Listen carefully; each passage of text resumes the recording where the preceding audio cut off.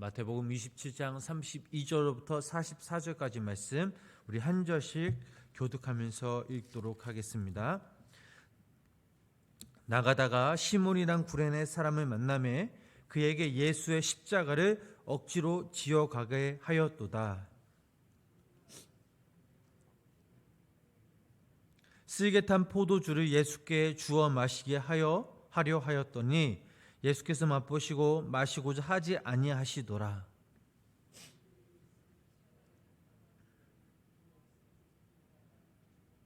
거기 앉아 지키더라.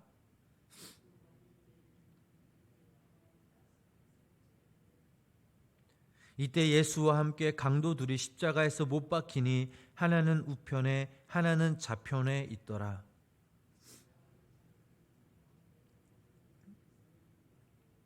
이르되 성전을 헐고 사흘에 짓는 자여, 내가 만일 하나님의 아들이거든 자기를 구원하고 십자가에서 내려오라 하며,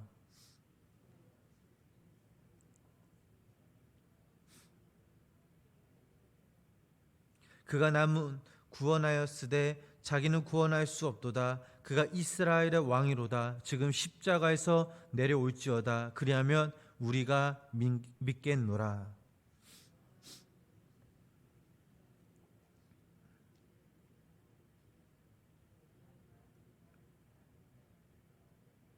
함께 읽겠습니다.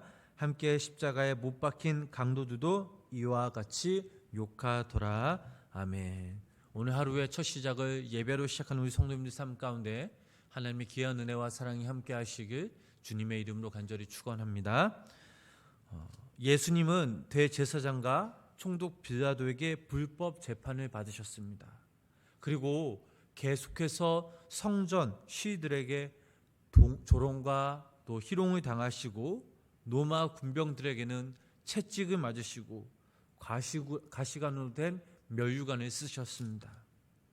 오늘 저희가 읽은 이 본문 말씀에서는 십자가에 못 박히시기 위해 예수님이 처형장으로 가시는 그 모습을 기록하고 있습니다. 당시 처형장으로 가는 그런 제수는 가장 먼 길을 돌아서 처형장으로 갔다고 합니다. 그 이유는 가능한 많은 사람들이 십자가를 지고 가는 제수들의 그 모습을 보고 경각심을 갖게 하기 위해서였습니다. 지금 예수님은 재판을 받기 위해 끌려다니시고 채찍에 맞으셨으며 거의 탈진 상태에 이르셨습니다. 그런데 이제 예수님이 짊어지셔야 할 그 십자가는 어마어마한 무게였고 이 십자가를 지고 골고다 언덕까지 가야만 하셨습니다. 예수님이 지신 그 십자가의 그 영상을 보면 예수님이 너무나 고통스러워하는 그 모습을 우리는 영상을 통해 볼 수 있습니다. 십자가를 짊어지시면서 너무나 지친 나머지 쓰러지고 또 쓰러지셨습니다.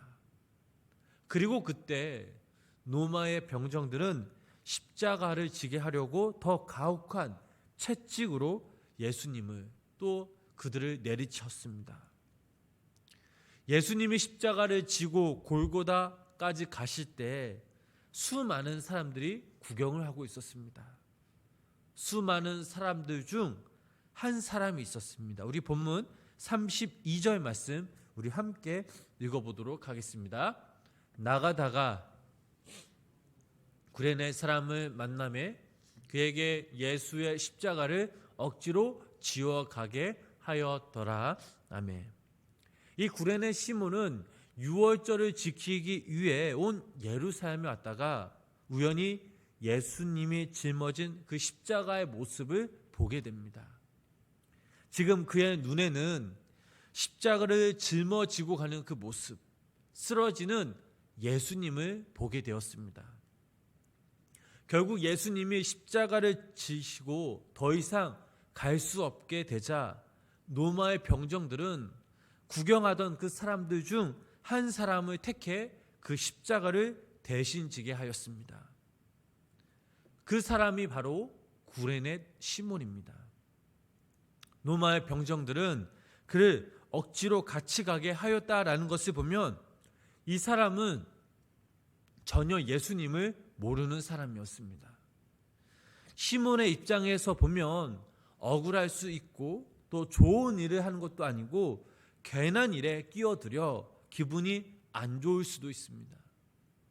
만약 구레네 시몬이 예수님이 누군지 알았거나 제자였다면, 혹은 주님을 위해 옥합을 깨트린 막달라 마리아처럼 예수님을 정말 사랑했다면 그의 인생에서 가장 영광스러운 사건으로 기억되었을 것입니다. 왜냐하면 예수님의 그 십자가를 나눌 수 있었던 것은 정말 너무나 큰 영광이요, 그 사람이 바로 한 사람, 구레네 시몬이었기 때문입니다. 여기서 우리는 중요한 사실 한 가지를 깨닫습니다.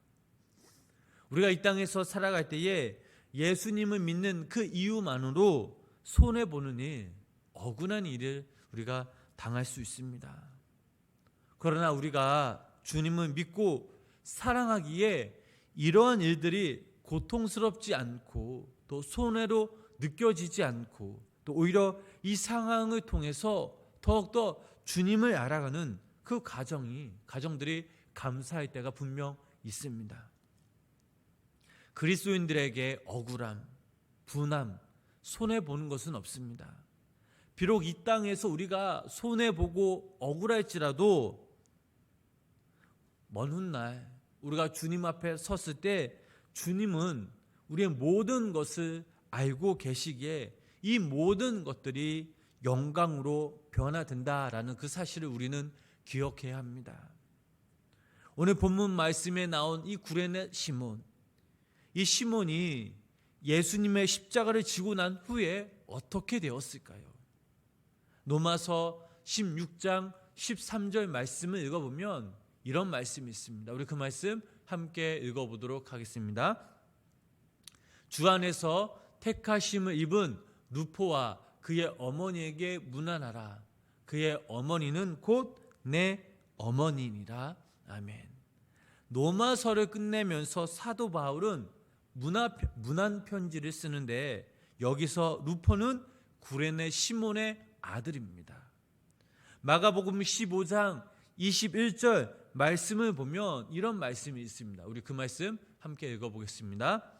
마침 알렉산더와 루포의 아버지인 구레네 사람 시몬이 시골로부터 와서 지나가는데 그들이 그를 억지로 같이 가게 하여 예수님의 십자가를 지우고, 아멘. 그리고 좀 전에 읽은 로마서 말씀을 볼 때 구레네 시몬은 예수님의 십자가를 짊어지고 난 후 예수님을 믿었고 그의 가족이 모두 다 구원받았다라는 사실을 우리는 알 수 있습니다. 특별히 사도 바울이 로마서를 마치면서 개인적으로 루포에게 안부 편지를 쓴다라는 것은 이 사람이 신실한 그리스도인으로 변했음을 알 수 있습니다. 또한 루포의 어머니, 즉 구레네 시몬의 아내는 어떻습니까? 바울은 그녀들에게도 특별히 안부를 전해달라고 로마서에 기록하면서 그의 어머니는 곧 내 어머니다 라고 말하기도 하였습니다. 이러한 사실을 우리가 비춰볼 때 구레네 시몬의 이 가정이 정말 믿음의 가문으로 변화되었다라는 것을 볼 수 있습니다. 어떠한 상황으로 인해 고난을 겪을 때 우리는 참 아버지의 사랑을 깨달을 수 있습니다. 그때는 정말 아무것도 모를 수 있습니다. 때론 하나님을 원망할 수도 있습니다. 고통의 순간을 피하고 싶을 때도 있었지만, 그러나 그 자리에서 우리가 눈을 들어 주님을 믿음으로 바라보며 의지하며 나아간다면 시간이 지난 후 이 모든 것들이 다 하나님의 은혜요, 하나님의 큰 축복이라는 것을 우리는 깨닫게 됩니다. 우리 본문 33절 말씀 함께 읽어보시겠습니다. 본문 33절 말씀 읽겠습니다. 골고다 즉 해골의 곳이라는 곳에 이르러, 아멘. 자, 이 말씀은 예수님께서 십자가에 매달린 그 장소에 대한 설명입니다. 이곳은 해골들의 장소였습니다. 골고다라는 지명의 뜻은 바로 이런 뜻입니다. 왜 이런 지명이 붙게 되었는지 불분명하지만 어쨌든 이 골고다는 당시 죄수들이 십자가에 못 박혔던 그 장소였다라는 점, 한마디로 사망과 심판의 장소였습니다. 그 전에는 사망의 음침한 장소, 정죄의 장소, 심판의 장소였지만 그러나 주님께서 십자가에 달신 그 이후부터 이 골고다는 생명과 희망의 장소로 변화된 것입니다. 인간의 모든 소망과 이 생명이 이 골고다 언덕, 주님의 그 십자가에서 발원되기 시작한 것입니다. 이와 같이 주님이 가신 그곳은 어디든 생명의 장소로 변화됩니다. 그 주님이 오늘 이 시간 우리들 가운데 오셨습니다. 그리하여 죄로 인해 죽어가던 우리가, 또 골고다 같았던 우리의 심령이 예수 그리스도로 인해 새 생명으로 넘쳐나고 있음을 믿으시기를 바랍니다. 주님이 우리의 생명의 근원 되심을, 또한 우리가 이 생명을 전할 수 있는 주님의 자녀들이 되어야 하겠습니다. 우리들이 가는 곳곳마다 하나님의 은혜와 사랑으로 또 생명의 장소로 변화시키는 우리 귀한 믿음의 성도님 되시길 주님의 이름으로 축복합니다.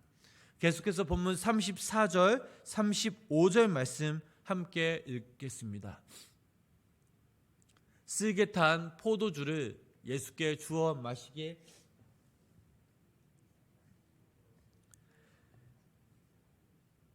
그들이 예수를 십자가에 못 박은 후에 그 옷을 제비 뽑아 나누고 아멘. 예수님은 사람들이 주는 그 쓸개 탄 포도주를 맛보셨습니다. 이것은 일반적으로 사형수들의 고통을 덜어주기 위한 마취제와 같은 것입니다. 그러나 예수님은 온 인류의 모든 죄와 고통을 감당하시기 위해 쓸개 탄 이 포도주마저도 마시지 않으셨습니다. 그리고 이제 예수님은 십자가에 못 박히시게 됩니다. 공간복음서를 보면 예수님이 그 십자가에 달리신 기록이 있는데 모든 복음서가 단 한마디로 이렇게 기록했습니다. 예수님이 십자가에 못 박히셨다. 단 몇 마디로 이렇게 기록되어 있습니다. 이 짧은 몇 마디에 엄청난 사건과 의미가 담겨져 있습니다. 먼저 예수님은 십자가에 달리신 후 육체적으로 고통을 당하셨습니다. 손과 발이 굵은 못으로 박히셨습니다. 그리고 이제 정신적인 큰 고통을 당하셨습니다. 육체의 치부를 가리는 옷가지로 빼앗기시던 것입니다. 철저하게 모든 것을 다 착취당하셨습니다. 이제 그분에게 남겨진 것은 아무것도 없습니다. 본문 38절 말씀을 계속해서 읽어보도록 하겠습니다. 이때에 예수와 함께 강도들이 십자가에 못 박히나니 하나는 우편에 하나는 좌편에 앉아 있더라. 아멘. 예수님은 죄가 없으신 분이십니다. 흠도 티도 없으신 하나님의 아들 예수님이십니다. 그러나 지금 예수님은 인류의 모든 죄를 대속하시기 위해 십자가에 못 박히셨고, 그리고 지금 예수님이 달린 그 십자가 옆에는 두 강도와 함께 계셨다는 사실입니다. 생각해 보면 이것은 그리 놀라운 일도 아닙니다. 왜냐하면 예수님이 이 땅에 계실 때 창녀들과 세리들, 병든 자들, 약한 자들과 함께 계셨기 때문입니다. 죄 없으신 예수님이 지금 죄인들과 함께 계시다는 것, 이것이 바로 십자가의 사랑이라는 사실입니다. 지금 예수님은 십자가에 못 박히셨습니다. 영광스러운 하나님의 아들이 가장 비참한 모습으로 십자가에 못 박혀 지나가는 자들에게 조롱과 모욕을 당하고 계십니다. 이것은 그 당시 사람들만 무감각했고 침묵했고 조롱한 게 아니라 오늘날 십자가 앞에서도 이와 똑같은 반응을 보이는 게 사실입니다. 하나님을 믿는다 하면서 십자가의 사랑을 깨닫는다 하면서 아직도 무책임하며 주의 말씀에 순종하지 않는 그 사람들, 예수님을 믿으면서도 우리가 잘못 믿기에 우리 때문에 십자가에 달려 돌아가신 그 주님, 어찌 보면 이것은 우리 스스로도 십자가 앞에서 무감각하게 아무런 그런 의미를 느끼지 못하고 그저 십자가로서 바라보았기 때문입니다. 사랑하는 성도 여러분, 예수님은 우리의 죄를 위해 십자가에서 모진 고통을 당하셔야만 했습니다. 불법 재판을 받고 골고다 그 언덕길을 가는 동안 예수님은 단 한 말씀도 하지 않으셨습니다. 왜냐하면 하늘의 생명으로부터 죄로부터의 그 자유를 우리에게 주시려면 십자가의 그 희생과 고통 외에는 다른 방법이 없었기 때문입니다. 우리도 이와 같은 그 주님의 사랑을 깨닫고 희생을 본받아야 합니다. 이웃에 대한 그 사랑, 하나님의 그 아버지의 그 믿음과 그 사랑은 십자가를 지는 고통 없이는 실현 불가능한 일입니다. 우리가 약해지거나 흔들릴 때, 또 우리가 중심을 못 잡을 때에 십자가에 못 박히신 예수 그리스도를 바라봐야 합니다. 그리고 그때 우리가 십자가를 바라볼 때 우리가 어떤 길을 가야 할지 알게 될 것입니다. 오늘 하루도 우리 성도님들이 그 십자가의 그 사랑과 긍휼, 그 십자가의 구원이 성도님들 삶 가운데 충만히 임하여서 오늘도 우리가 그 예수 그리스도의 그 십자가로부터 자유하며 또 예수 그리스도의 이름으로 승리하는 귀한 믿음의 성도님 되시길 주님의 이름으로 간절히 축원합니다. 기도하겠습니다. 하나님 아버지, 오늘 하루도 첫 시작을 예배로 시작하게 하심에 감사를 드립니다. 오늘도 이 시간 우리가 주님 앞에 모여 예배하며 우리가 또 오늘도 이 시간 주님의 그 말씀을 깨닫고 또 주님의 그 십자가를 묵상하며 나아갑니다. 아버지 하나님, 우리가 언제 어디서는지 이 주님의 그 십자가를 믿음으로 바라보게 하여 주시옵소서. 우리를 위해서 희생당하신, 고통당하신 그 주님의 그 사랑을 묵상하면서 우리도 이 땅에서 희생하며 또 우리가 그 주님의 사랑을 깨달았고 아버지, 그 우리가 십자가를 묵상할 때 아버지 하나님께서 주신 그 말씀, 그 십자가의 그 사랑과 은혜를 우리들도 이 땅에서 누리며 나누며 살아갈 수 있는 믿음의 성도님들 되게 하여 주시옵소서. 아버지 하나님, 오늘도 이 새벽 주의 전에 모여서 우리가 갈급한 심령으로 주님께 예배하며 나아갑니다. 하나님, 오늘도 이 시간 우리의 간구를 들어주시옵고 또 우리의 모든 기도 제목들이 하나님께 상달되어질 때에 하나님, 그때에 아버지 우리의 기도를 들어주시옵고 응답하는 그 역사가 우리 삶 가운데 임하게 하여 주시옵소서. 예수님의 이름으로 간절히 기도드렸습니다. 아멘.